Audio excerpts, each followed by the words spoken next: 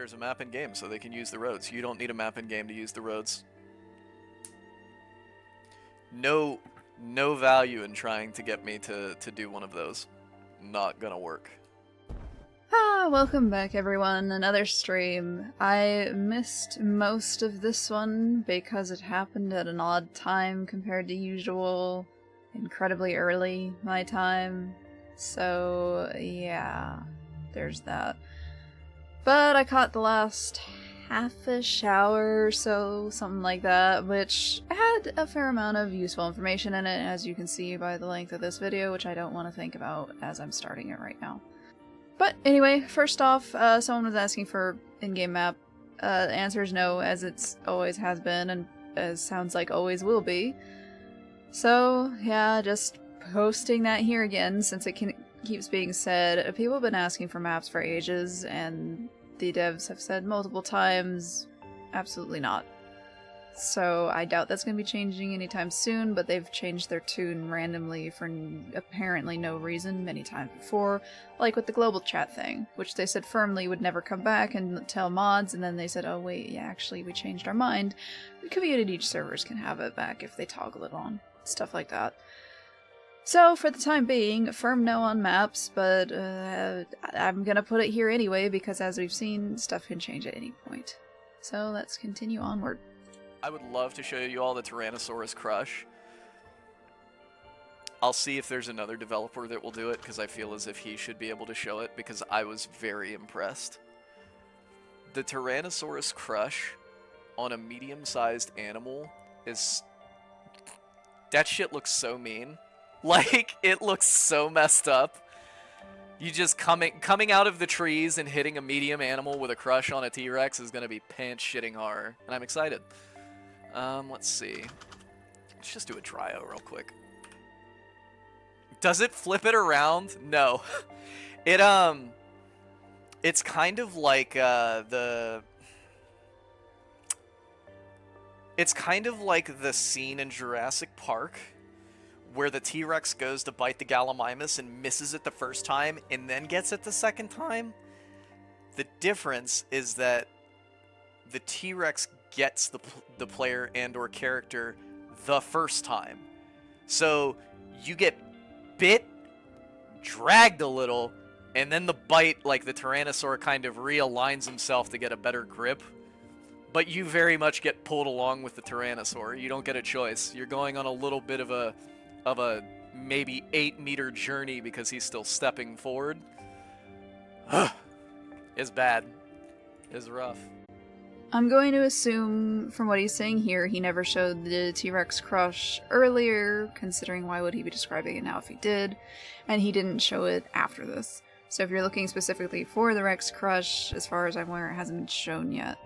Or at least as of doing this now. If it ends up in the Discord or something, I guess we'll find out. But anyhow, for the time being, that's the description of it. And I'm including it purely because that is the description of it, because naturally people are going to be curious what the Rex ability is going to be like. So here you are. Without actually seeing it, I can't necessarily pass any sort of judgment on it.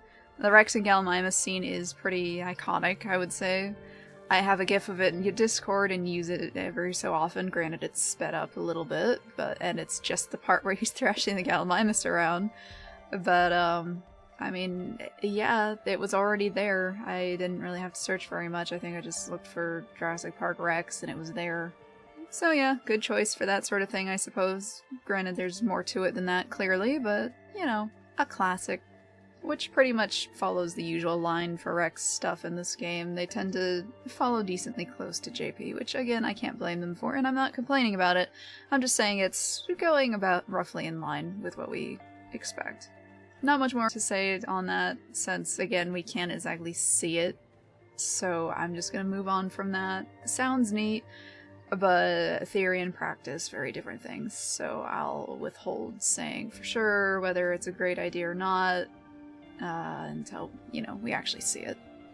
Alright, hold on, let me fix something here and I think the game trails had to have been shown by now. They're not pushed into the ground. So they don't have that cool aesthetic of you like, you know, oh hey, I'm really walking along a trail. Like You don't have that feeling yet.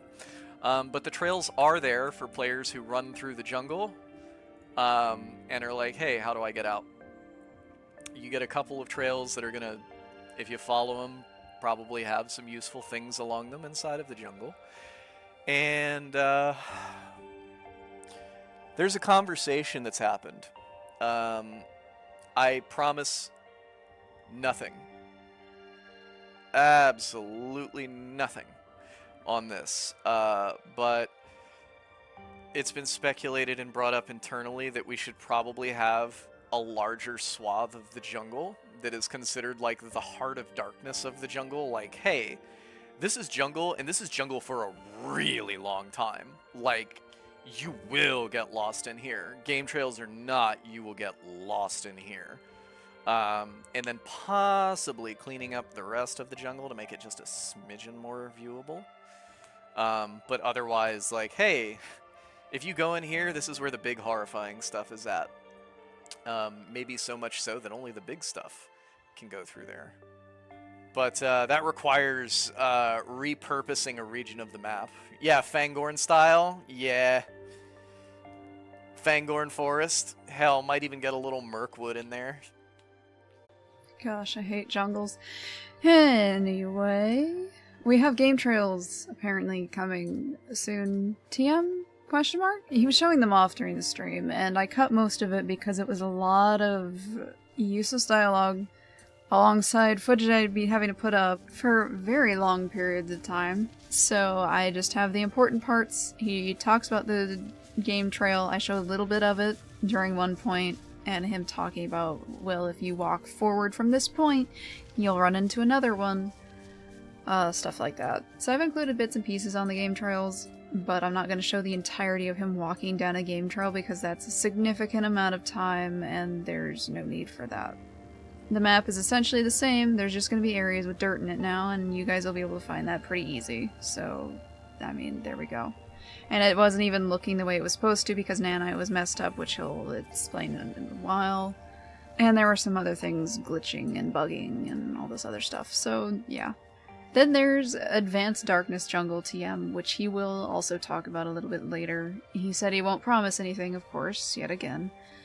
However, he does eventually show a spot that he was thinking about maybe putting it, and he'll talk about changes and stuff that'll go along with that. We'll get to that in a moment.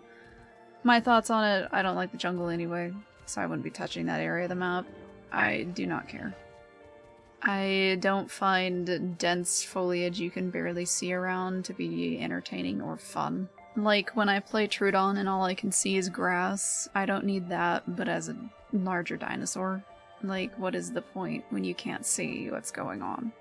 So yeah, I guess it would depend on how the jungle's done, but I don't have any faith in that being done at all right. So I'm just gonna hold out and wait for the redwoods, because redwoods, I mean, they're spaced out, you can see, you can still admire your surroundings, and you could acknowledge your surroundings, whereas in the jungle, usually it's so jam-packed that not only do you get stuck on every twig you go near, but you can't see 2 seconds in front of you. So yeah, it's not great. I don't like it. And I don't like the aesthetics that jungles have to offer either, but that's a personal gripe. Anyhow, let's move on to the next one. Oh, Nanite's only screwing up the ground. We have someone looking at that, so it's just enabled because I was requested to enable it, so it could be looked at. So we have chunky ground right now, and that is life, and we are dealing with that. Let's see. Okay, so now that this splits in half, the concept of the game trail should just be able to walk forward and find another one. So from this point on, it was useless dialogue, or complete silence, of course. So yeah, I'm just gonna take over from here. He walks forward, he finds more ground. That's it. That's the thing. I solely included this to show off a portion of the game trails and his explanation of, well, the way they're set up is this way. So, there you go. There's no in-depth thing with this, it's literally just some of the dirt I was talking about. And it would have been basically this times, like, 20 minutes or something like that. So, yeah, this is why I cut it. It's just some dirt.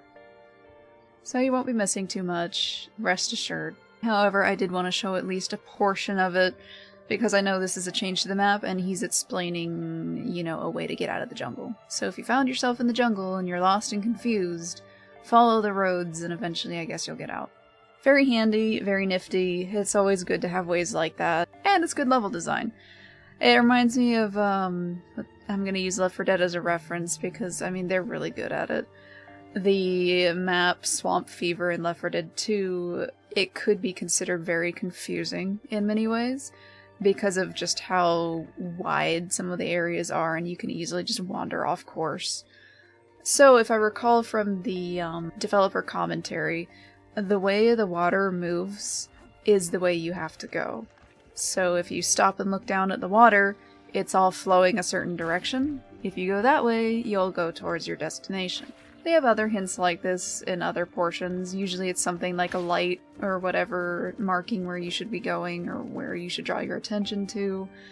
But I think that one was one of the more subtle ones. Most players aren't really going to notice it, but those that do are going to get rewarded by it. It's a nice gentle nudge rather than most of the things games do now where it's like this blaring obvious sign, oh yeah, go this way and you'll get out. Nah. And frankly, Left 4 Dead isn't so big that getting lost in it is too easy, especially once you learn the layout of, like, once you know the initial route to go, you're basically set for life. So your first baby explorations are to be cherished, and it's not so large of a map that it gets tedious or anything. It's nice to wander around, explore a little bit, and then go back on track. Gosh, come to think of it, I haven't played Swamp Fever in a while. I should do that the next time I play Left 4 Dead. Ah, memories. Anyways, let's continue onward because this one, I mean, it was just the dirt, so it's gone. Can you tell us more about the reasoning behind attack cooldown changes? Sorry if this wasn't answered already. Can you tell me how many times you've seen people who are doing the speed damage hacks? Yes, that is how people were getting one-shot by baby crocs, among other things. It is no longer happening. That change is necessary. That change will remain. I prefer having that change as opposed to having people who are doing crappy little hacks to ruin the game for other people. Ah, so that's why they did it, and that's how the hackers were doing it. Fascinating. Alright, so this is stuff I didn't know. I heard about speed hacking and the one-shot stuff and all this other stuff quite a while ago. I mean, it's been in the Discord for a while. And I'm sure many of you guys have personally encountered it. So, attack cooldowns. This is why. Honestly, I mean, if it stops the hacking stuff that was going on, or at least for now, probably a fair trade in the end. And I know they've been trying to kind of cool down when it comes to combat-related stuff, so it probably goes in line with that as well. Yeah, see? So. But general consensus of game trails is just so people have paths to find stuff. We can actually put a few more manual triggers in the forest for spawns. I don't mean that for players, I mean that for other things. So the game trails will be put throughout the jungles. However, again, if you look at the map from an overhead, you don't really have a super chunky jungle outside of like one location, which is really right here, which already has a few trails going through it. You could argue that this is one jungle, but in reality there's gaps. And there is no, I'm lost the whole time, which is what we're looking for. So, we might have to just, you know, clean it up a smidgen. Where would you want to put the jungle? I've had a few estimations. I thought it would be kind of sick if we adjusted this ridgeline and made it so that after you leave the plains here, you have a trail, and then right on the other side of that trail is all of the jungle. The jungle just pulls straight up to this, and we cut out this dome here, and maybe put the lake from east over here, and then adjust that spawn location, because we have a wonderful area that's being used. We have an area that's being used that's just laziness. For those of you that don't know, hold on a second, let me just do this. So anyway, this is just a lazy zone. That's what this is. If for those of you that don't know, everyone that comes over here for the most part just spawns and stands here. There's occasionally Ceratosaurus that will come up here for drinks. There's Pachycephalosaurus that goes through for migration. But for the most part, carnivores choose this area and then sit here because they're lazy. So obviously, this issue's been resolved. My smaller changes, as I said, I wasn't going to adjust this because I wasn't sure what the changes up here would bring. And the effect on this area was, again, negligible. Thankfully, we didn't do anything first. So now that we can see on the heat map the growth areas of everyone that's remaining here, which again is pretty much just, hey, I'm going to spawn here and never leave because I don't have to. Admin, why aren't there other people in different parts of the island? Because players are lazy and they hang out here. That's why.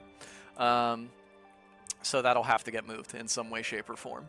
That'll be changed as well before the next patch.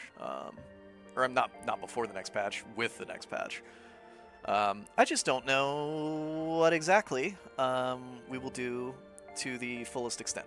I know that the first 2 steps are going to be changing where that lake's located. And then the second one is going to be an adjustment to the spawn, but that doesn't really mean anything right now. Alright, so that was a long one, but it was basically describing, you know, map adjustments. Well, again, he did say earlier that there's no promises regarding whether or not the jungle and stuff will happen. It sounds like it's pretty well in the pondering zone of things. Like, he's debating moving lakes, he's debating on moving the dome away, all this other stuff. So we can say it's decently possible, so naturally I kept that in. And then, of course, there's the zone he was talking about that's just kind of people idling and chilling and stuff like that, so that is definitely going to be reworked in some way, shape, or form, but in what way I couldn't tell you. Overall, again, it's kind of like with the Rex thing, where in theory it might sound okay. Granted, I don't like the jungle thing, but I mean, if nothing's really going on up there anyway, I don't see why not just rip it out, do something else with it. No one's really using it, so why not? So, in theory, yes, go ahead, do whatever. In practice, we'll have to see what actually happens. I would be curious to see if more people would go over there if it was some super thick jungle. I don't see why they would do that, because again, you kind of need an incentive to go to places. But who knows, maybe super thick jungle is enough for people. I mean, Harara would probably enjoy it, but that would be assuming there'd be anything in there for Harara to hunt. So not a whole lot for me to say on that. These are just future plans, again included for obvious reasons. You guys can get a little sneak peek at what may or may not happen, because again, we're not sure, but it sounds like they're decently considering it. Considering he was willing to, you know, go through and step by step and say, oh, this could be moved here, this could be moved there. So it's possible. Don't know, but it is possible. So let's move on to the next section that I'm pretty sure most of you guys are not gonna like. But, I mean, it leads up to something I'm sure you guys will, so maybe it'll be worth it, or you could just kind of skip the next few sections. That might be wiser for some of you. But, let's just go to that and see what happens. It is 100% humans come out, dinosaurs go to the trees. Hey man, gotta start fishing for dinos with grenades. I could genuinely tell you that I think, actually not even I think, I firmly believe that if I could snap my fingers and have a human come in with like 2 guns, just 2, this spawn point would not have dinosaurs sitting at it. Like, not even 100%, 150%. Like, if humans have guns, dinosaurs aren't staying out in the open. It's just not happening. Because they're just going to shoot the dinosaurs. Like, it's going to be rough. It's going to be real rough. Will that dynamic reverse if the dinosaur is a strain? I mean, I think that just general human IQ is going to determine whether or not they can kill a strain when they see it, depending on its distance and the armament that they have. Oh boy. So, this has been a common topic brought up whenever humans and weapons are mentioned in any way, shape, or form. And usually the devs will say something along the lines of, well, the ammo's scarce, well, you have to find the weapon first, well, it depends on the grade of the gun, the dinosaur, etc., etc. But then you have Dondi come in here and basically sound like, oops, all the dinos are gonna get nuked if you, exist anywhere near a human at any point in time.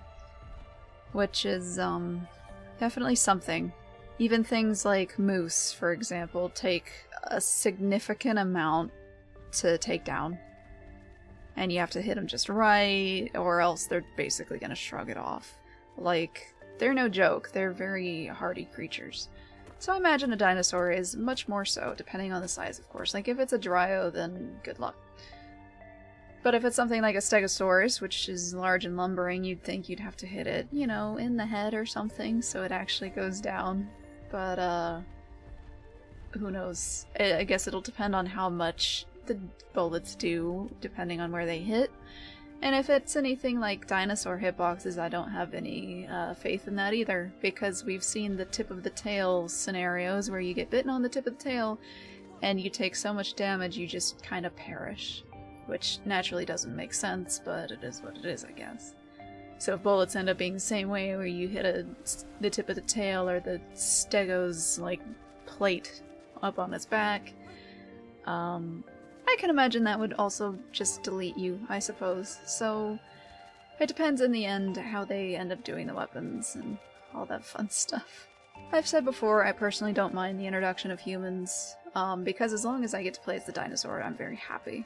Like, things like Primal Carnage I enjoyed, but you'd often get auto-assigned to the human side, and I didn't like it, it was boring. And then, of course, that one was just a deathmatch rather than being able to wander around and do your own thing, but yeah. This sort of thing will definitely attract a different side of the audience, where it's more the people who enjoy the hunting-type games or the shooter-type games. So I'm very curious to see how those types of players will interact with, the dinosaur type of players. And we'll have to see how that goes.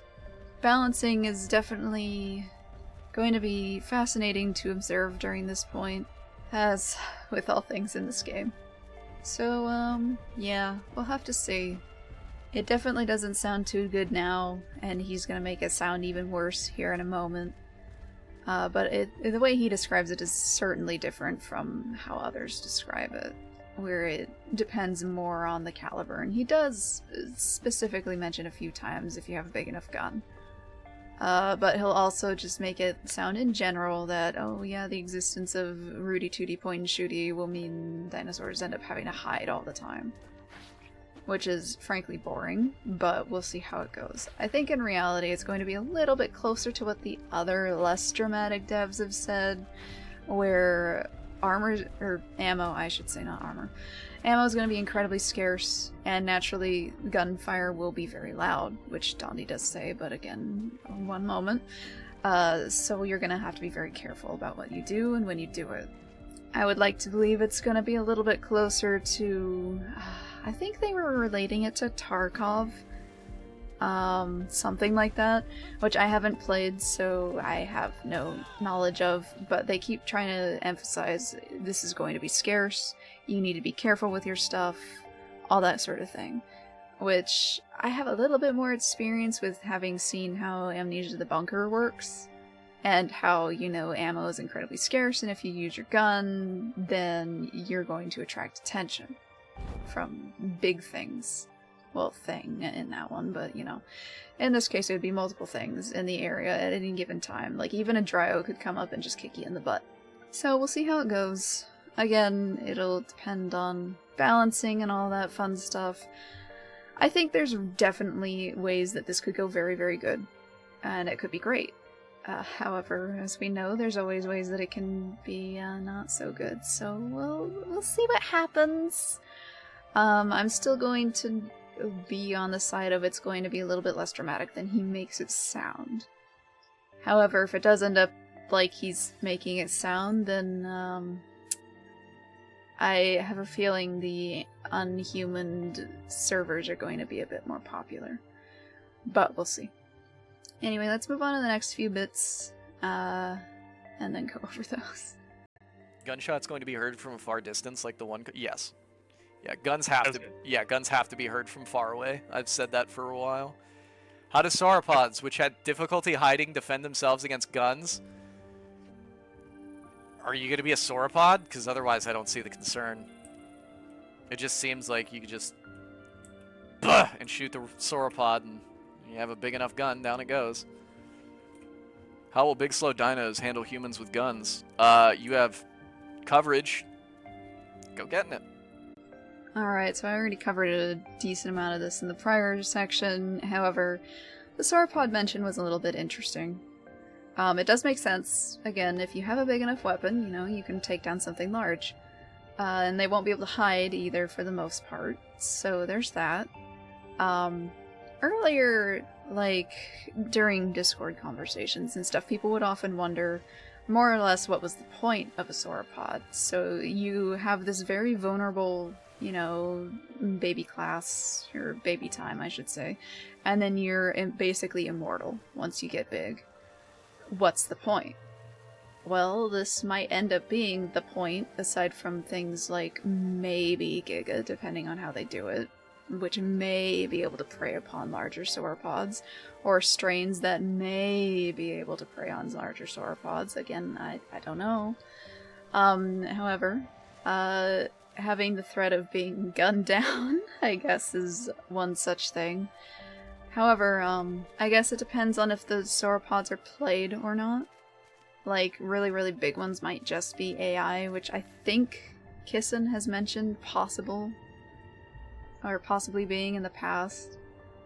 I don't know if those will ever be player things or not, for reasons similar to this, because in the end, the human thing would be a little bit too akin to a lightning strike in my eyes, where it could happen at any point, and there's nothing you can do about it.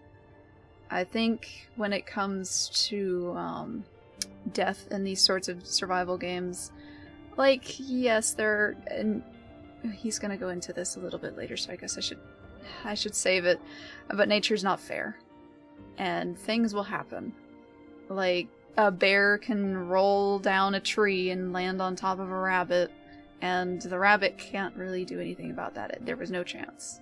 It couldn't have done anything about it. However, then you get into the video game side of things, where you do need some sort of chance. So like with a lightning strike, for instance, they'll say they're never going to include lightning strikes that kill people because it's purely RNG, and there's nothing you can do about it. In the case of a sauropod versus a person, I think this comes a little bit too close to that, where the sauropod, it can't hide, and it's too slow to get to the human or run away from it. So it goes a little bit too close to, well, you just happen to be in the wrong place at the wrong time, and you can't do anything to stop this. But that's just my thought on it. Again, that's more of a video game side of things than a nature side of things, because in nature this sort of stuff would happen all the time. A giraffe can't do much against a trophy hunter, after all. He's just suddenly gone, and he won't know what happened. However, again, this is a video game, so we have to consider that sort of stuff. But yeah, maybe that'll just be one of the inherent risks with a sauropod. One could argue that being the case. I don't know. And it depends on how common such strong weapons are, because I imagine most wouldn't be able to really hurt something of that size. But that could just be me hoping for the best when we know these guys tend to do the exact opposite of that. Anyhow, let's move on to the final portion of that, which covers a little bit of what I just touched on here and a fair amount more. Kind of annoying. Alright. Let me adjust this for everybody. Kind of annoying, though, if you're just completely unviable, just because humans exist. Do you know how many dinosaurs have to say that? Like, in general, because we have a large roster of things that aren't co-evolved, I'm giving you a sandbox game for you to do with what you want. It is not going to be perfectly balanced, nor am I trying to achieve that. The concept is, can you survive reliably to adulthood? And that seems to be lost on so many of you. Life is not fair. Like, welcome to having all of these dinosaurs dumped into the same location. That's the reality of it since this entire thing was starting to be made. Like, just... I don't know what to tell you there. Alright.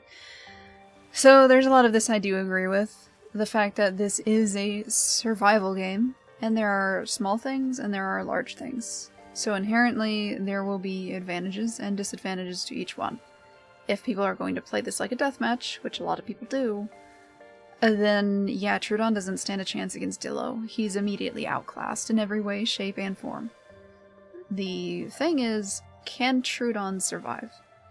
And in many ways, Troodon can survive better than a Dillo. He can hide better, he can run faster, or at least I think he can. But anyway, Troodon's small. Troodon doesn't have to eat as much. Troodon doesn't have to eat as often, in theory. He can survive. He'll be fine. Dillo can also, he can fight, and he can run, and he can hide to an extent. He can survive. That's all you need. You just need to be able to survive, like he says here. That is the nature of a survival game. And this would be like going into an animal survivor game where you can play, let's say, a rabbit, and you start whining because the elk is just so much better. Because it is. In every way, shape, and form, the elk is going to be better. But the elk is going to have targets painted on it because it's an elk. Yes, the rabbit's frail, it can't fight. It can just run away and go burrow, you know, like a dryo. However, it can survive. And they can survive very well, because, as we know, rabbits are great at that. Elk, too, are great at that. They can fight things off, they can run, and they're intimidating. Only certain things can eat an elk. A hawk can eat a rabbit, but it can't eat an elk. That's alive, that is. So yes, there's going to be differences, and I'm not going to argue that point because I agree with it. Because yeah, like, there's a lot of dinos on this that can't fight each other, but they're not intended to fight each other, because that's not the point of a survival game.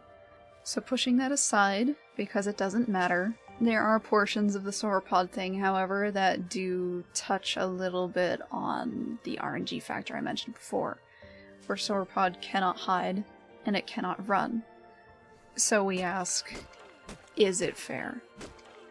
And in the end, the answer might just be no, as we've seen here. However, then we go to, well then why can't we just have the lightning strike that can randomly kill people? You can't run, you can't hide. So that goes to RNG factor. However, with any other dinosaur, I guess it starts to go into closer to Deinosuchus, I suppose, where everything has to worry about where it drinks in order to survive. Do we argue that Deinosuchus is like a lightning strike? It's starting to get dicey the more and deeper we go. So, does the human with a gun act much different than the Deinosuchus waiting in the water? I'm going to let you guys argue that one, because honestly, for me it starts to get very, very same in that regard.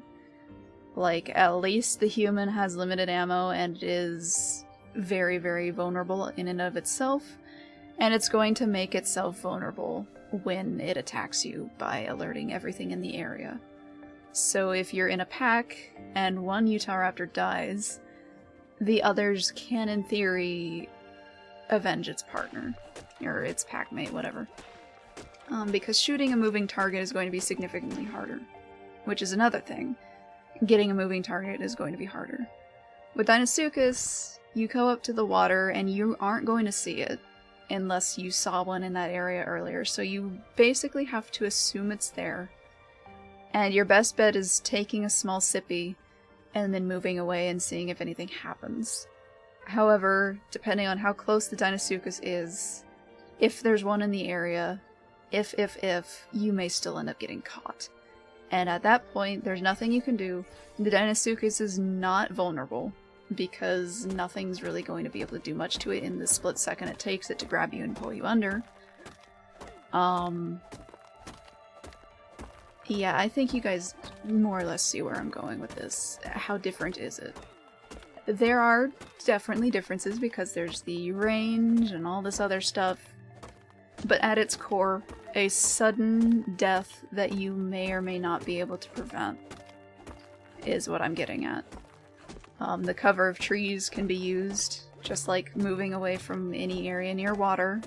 I could talk about this point for quite some time. And I'm not saying I agree with any of this, by the way. I'm just more saying if we start picking at the humans with guns aspect, then we have to also start picking at other things, like how Deinosuchus works, and how so many other things work.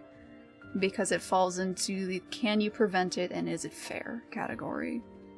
And a lot of people don't like Deinosuchus. So the people who don't like Deinosuchus are probably also going to really, really dislike this, because it can all end in a split second, and generally speaking, you can't do anything about it. In this case, there would be the cover of trees, as mentioned, and moving around would be another thing, because depending on how you're moving and where you are, you might not be able to get hit or seen at all. And it would depend on your size. We can go back to Troodon. Troodon is so tiny that seeing one in the forest is going to be very, very difficult. Meanwhile, things like Carnotaurus, they stick out like a sore thumb, and they're plains hunters, so they have two things going against them. However, do you risk trying to hit the Carnotaurus that's moving around and moves quite quickly, or are you just gonna, save your ammo and do something else? I guess depends on the person, depends on the situation, depends on if the Carno's sitting down. Like if it's after a fight, for instance, easy. But you could argue then, well, something else could have darted out of the forest and bitten you then, because so many people love to watch for the end of fights and then come in after and clean up the rest. So, yeah, you guys get what I mean at this point, and I've rambled on much longer than necessary. It does fall in line more or less with other parts we have already in the game, and other things that can already happen in the game. And in many ways, the humans would be more balanced than things like Deinosuchus because they'd have to find more ammo. They very well could die from doing this, and several other factors that he's already gone into. So, yeah. Anyway, it can go either way. My personal thoughts, I don't like sudden, just instant death stuff, but that can already happen in the game, especially if you're not paying attention. So, again, it falls in line with what already exists. And I've played plenty of games that are unfair at their core, and they're very harsh against not paying attention. Lobotomy Corporation I've spoken about many times, and it's one of my favorites. I've gone back and played it a ton, and I'm gonna try and go over and finish the rest of the core suppressions and all that. But it's also a game that I've currently been taking a break from because there are portions that are very, very, very, very difficult. Like, the game centers around you having to restart and get better, get good. You get better gear, you get knowledge, you get all this stuff. You get to keep it all. But still, the game is very unfair in many ways. Things can happen that you can't control, and it doesn't care. Get good, try again. So I guess it's a lot like that in that regard. Would I still play the game with humans and guns and all this involved, even if they were almost guaranteed to be lethal to things that are decently large? Like, say, a Ceratosaurus, and a little pistol can one-shot one. I think that's a little excessive. Granted, I suppose if you hit it in the eye, for instance, maybe, but we know their hitboxes don't really work that well. Would that get annoying? Yes. Would that be excessive? Yes. I don't think that would be a good idea. Would I still play it if the same pistol could eventually kill it? Like if the Cerato is low health, or if it took many, many hits to the head area, would I still do it? Sure. Yeah. At that point, you can try to get away at least. A sniper to the head probably will still kill you. And that is a sudden, instant death that you have really nothing you can do against it. However, how different is it from going up to the water, trying to take a drink, and you've looked all around, you don't see any signs of anything, but this is the only water you can make it to, so this is your best bet. You take a sippy, nothing happens. You go back over, take a sippy in a different spot, and you get got. You try to be careful, you try to, keep the Deinosuchus guessing, but in the end, he can see you, you can't see him. You did what you could. If one could argue that's an RNG death you could have done nothing to escape from. But that's the nature of minigames in the end. I've gone on about that enough. Let's move on to the next part that is significantly more enjoyable than this. Alright, so there's been a change that I know is going in the roadmap. And it was presented to me. So one animal has been bumped up. Behind the Maya. Yes, so the Austro raptor has been bumped up behind the Maiasaur. Internally, there was a meeting. Well, there wasn't a meeting. Internally, at some point, it was brought up in some way, shape, or form, then eventually brought to me. So there was an inquiry made by the team. Hey, can we move up to Austro? Cool. So Austro will be behind Maya. And then behind the Ceratosaurus is another animal that was not there. And of course, the People first... thinking that the Austro was the secret one. Yeah, and then, no, so the other one is, yes, Bary. Bary is being moved up behind the Kentro. Wait, let me verify the Trello card. Hold on, don't let me be a liar. Kentro? Yeah, it's Bary.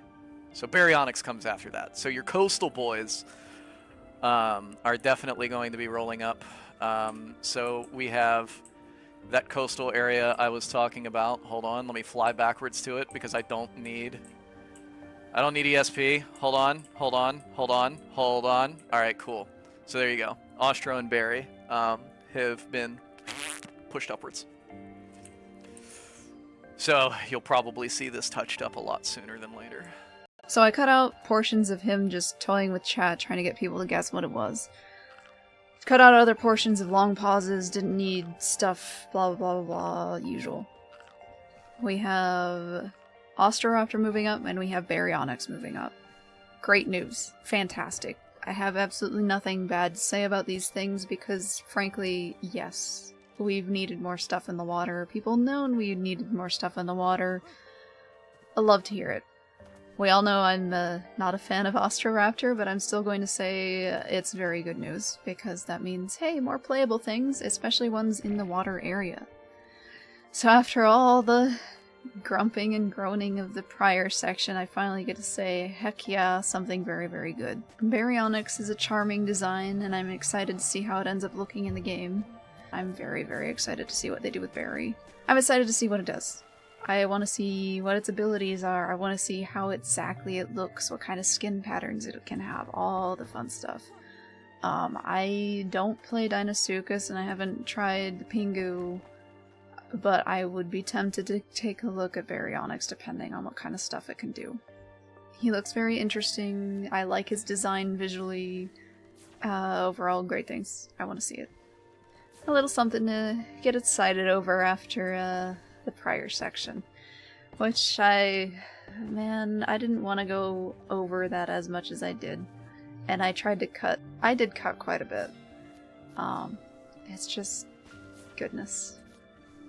I know what people are going to say to that part, and it's like, well, sort of neutral stance on it would be, it could go one way or the other, it already matches what we have, blah blah blah. I probably should have said a little bit more in that area that, yeah, sudden death's not my cup of tea, and I understand why people would be upset about it, because, yeah, I get upset when I suddenly die, depending on the circumstance. Like, if it's my own fault, no. Like the Trudon thing that I posted ages ago, I wasn't paying attention. That was my fault. And also, it was hilarious. Sitting there as a full-grown Rex and suddenly perishing, now that would be upsetting. Because that could be easily 12 hours, depending on how much they're gonna make Rex grow, and that's a lot of work, etc., so... I don't want to go into that again. Like I've already said, I don't fully agree with it, but we already have instances of that in the game. So it's a case of, well, why not at this point? Because why not? We've already got it in the game. Why not add more? Why not add the RNG lightning strike while you're at it? So, yeah. That's it. I'm not going to talk about that anymore. Let's coo over Baryonyx and how cute he is instead. Baryonyx isn't even one of my all-time favorite dinosaurs, but he is quite charming. I like the little nubbin on his head. I actually have to go back and look and see if this guy has the nubbin on his head. I think they included it. I don't know. He's cool. I like the claws. I like how his head looks and the little tiny itty-bitty crest stuff he has. I like him. He's cool. I did find it a little interesting. This is nitpicking, and this is nothing related to any of the other stuff. That of all dinosaurs they decided to put lips on, they chose the crocodile-like one. Because you'd think, in theory, you know, crocodiles don't have them, so the Baryonyx wouldn't have them, something like that. This is me just going off in a tangent, however, this isn't going into paleological crap. I don't care what the current stuff is regarding him. I'm talking purely from design stance. It was an interesting choice for something that is semi-aquatic, something similar to a crocodile. Something tailored to, in theory, catch fish, unless of course, he's taking up the jaguar niche, which is possible. That would be an interesting choice. But I'm not complaining about it. I'm just saying it's interesting. He looks cute, I like him, and I might very well try him out when he comes out. It'll depend on what kind of stuff he does and how he plays and all that fun stuff. But he looks like an interesting dino. I like his design. As I've said, I want to try to be positive a little bit, okay? I want to say I like his design because it's cute. He's a charming little guy.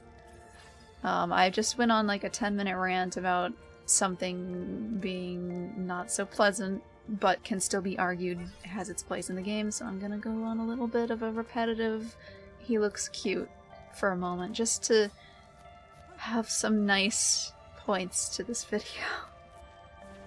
On the note of cute dinosaurs, though, I suppose, I guess we should wonder what dinosaurs should be next. What dinosaurs are you guys looking forward to seeing the most? I've been asked this a lot, like, what are you looking forward to seeing? Which dinosaurs would you like to see next up? I'd have to go back over the roster, which is, what, like 60 creatures or something, and see which ones I would like a lot to see. Because honestly I don't remember a whole lot of them off the top of my head. But purely from where I sit right now, without going and looking at a list, I'm curious how they do Acro, because Acro is such a cute design. I won't say the Isles version of the Acro is incredibly charming, because it's obese, last I knew, and unless they fix that, I'm not a fan of it. But Acro in and of itself, because of how the skull is shaped and stuff, I've always kind of liked it. And I'm curious to see how he's handled in the Isle. So I definitely am looking forward to him. I remember liking his concept art a lot. In the concept art video review thing that I'll probably never finish at this point because I've been absolutely exhausted with video editing, especially when it comes to streams like this. I remember it being one of the ones that I liked quite a bit, or wanted. Wait, was it one I really liked, or was it one I wanted to like? I don't know, it's been forever. I had criteria and crap for that, but I don't remember most of it anymore. But I remember there was a certain expression. Tapwing is so good at getting expressions from her realistic dinos. Like, they've got an... Somehow she manages to keep it realistic while also showing expressions on them, and it's... Gosh, I love it. Her art is fantastic. But anyway, I liked Acro in that. But I liked Dillo in his concept art, which I considered one of my favorites, if not my favorite. And then they butchered Dillo, so it depends on how Acro's actually done. So I would list him as one I'm looking forward to seeing. Would I actually play him? It depends on how much of a pain in the butt it is to grow one. Diet Simulator isn't my favorite thing to play, which is probably why I end up sticking to Cerato when I get to, you know, playing more often. Beyond that, I remember I liked Monolophosaurus a lot. I like the crested guys quite a bit. They're just a nice standout sort of thing. But what they were doing with Mono, I wasn't the biggest fan of. So I don't know about Mono. I wanted to like him, but Allosaurus is always an interesting one. I don't see that coming anytime soon because of how the community's been about Allosaurus, and the dev seems to be spiteful about that, and so I think they're just gonna keep pushing Allosaurus away. But I'd like to see him again sometime. I actually played him maybe once or twice back in Legacy. I didn't play Allo very much.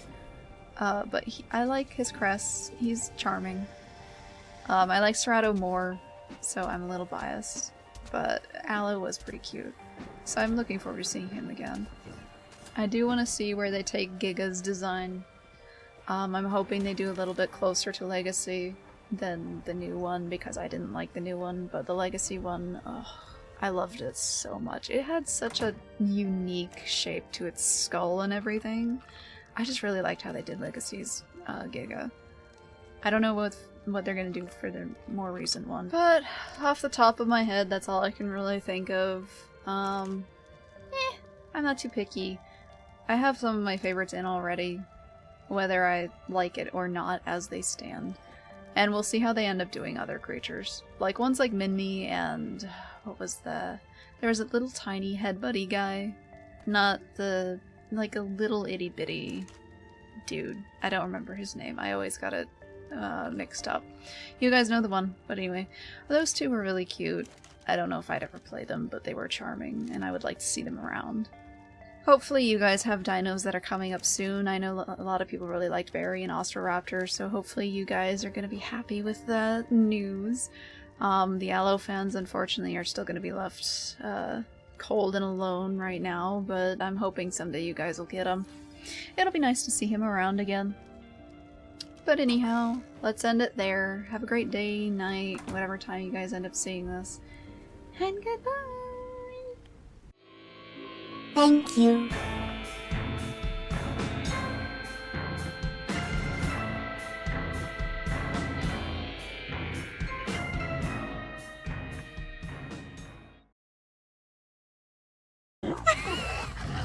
My god. I love the sizes so much.